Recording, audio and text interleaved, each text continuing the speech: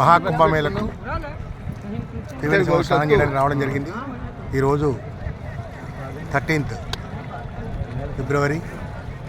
ముందుగా బస్సులో రావడం, హైదరాబాద్ నుంచి బస్సులో రావడం జరిగింది. మరి చాలా చక్కగా బస్ చాలా కంఫర్టబుల్గా ఉంది. వచ్చిన తర్వాత పొద్దున 5:30కి బయలుదేరాం. నిన్న పొద్దున 5:30కి బయలుదేరితే ఈరోజు పొద్దున 7:30కి రావడం జరిగింది. అక్కడ నుంచి ఒక 7-8 కిలోమీటర్లు దూరంలో ఆపడం జరిగింది. అక్కడి నుంచి మేము ఇక్కడికి వచ్చి యమునా నది తీరానికి రావడం జరిగింది. యమునా నది తీరంలో బోటు మాట్లాడుకొని త్రివేణి సంగమంకి వెళ్తున్నాము. అందరూ భయపెట్టేటట్టుగా ఏమి రష్ లేదండి, చాలా చక్కగా ఉంది. అందరు రావచ్చు, ఎందుకంటే చాలా చక్కటి అవకాశం 144 సంవత్సరాల తర్వాత మరి ఉంది కాబట్టి మన తరంలో రావడం మన అదృష్టం కాబట్టి తప్పకుండా అందరూ రండి. ఇది నేను ముందుగా తీసింది.